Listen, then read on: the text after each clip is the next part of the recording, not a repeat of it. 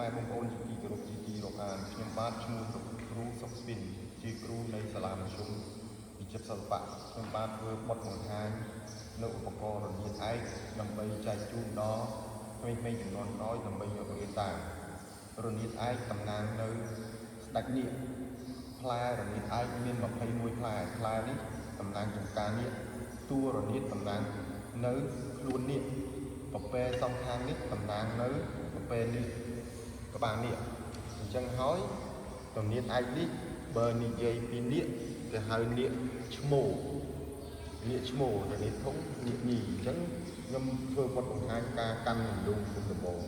ពាក្យច្រើនក្មេងចំនួនក្រោយគាត់រៀនគាត់ចងខ្សែប៉ុន្តែខ្ញុំអត់បង្រៀនចងខ្សែទេគឺខ្ញុំបង្រៀនពង្លែងដៃ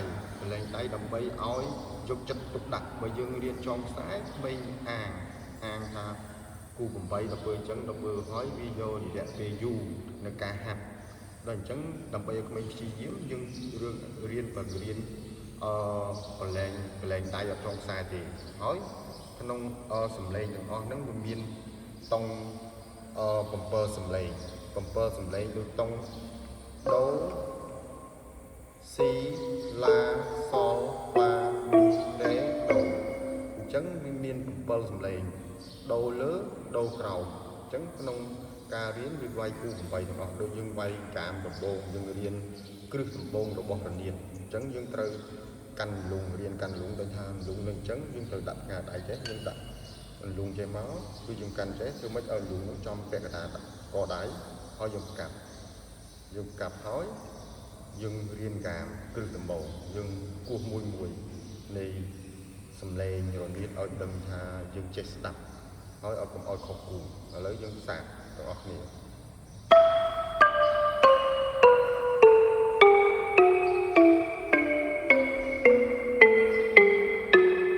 ឡូវយើងដល់មកផ្លែមេហើយយើងដាក់ឡើងទៅផ្លែកូនវិញហ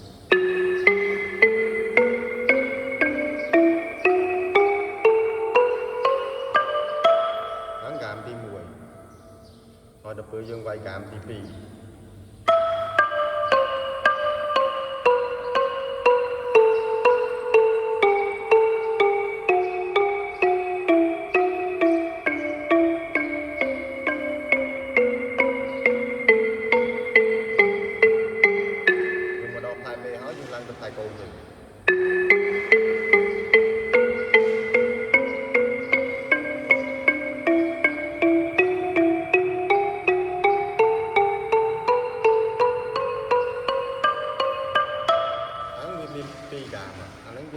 យើងវាយចុះមកវាមាន3ផ្លែឥឡូវយើងវាយ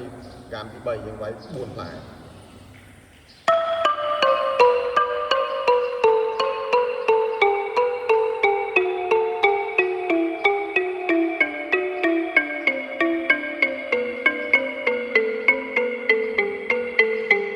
ើងមកដល់ផ្លែមេហើយយើងឡើងទៅផ្លែកូនវិញ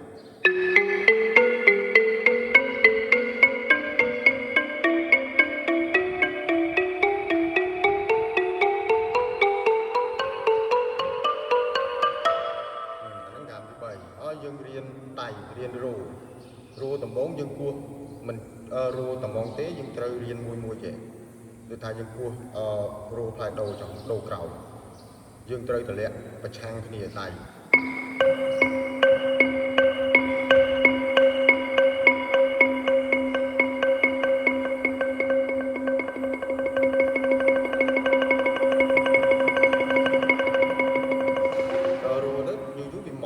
អញ្ចឹងយើងទៅរៀនដៃមួយដំបូងយើងរៀនគោះមួយទៅបើចង់យើងចូលមកផ្លែ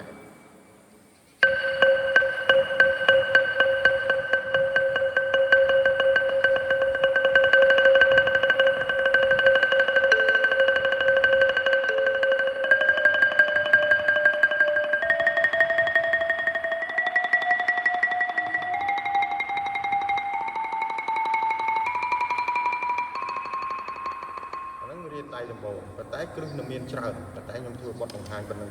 សិនប៉ុន្តែខ្ញុំនឹងប្រគំបទសត្វមហោរីដើម្បីឲ្យយកទៅរៀនតាមដើម្បីឲ្យចែកជូនដល់បងប្អូនប្រជាពលរដ្ឋក្មេងៗជំនាន់ក្រោយឥឡូវខ្ញុំនឹងលេងបទសត្វមហោរីប្រគំជូនរីករាយសម្ដាប់ដូចតទៅតែភាគច្រើនបទ តែគេលេងចេញក្បាលដំបូងគេរੂដល់សាច់ទី2គេយកសាច់ដើមអញ្ចឹងគេអត់គេមានគេឲ្យជន់ពាក្យនេះអញ្ចឹងទស្សនាដូចតទៅ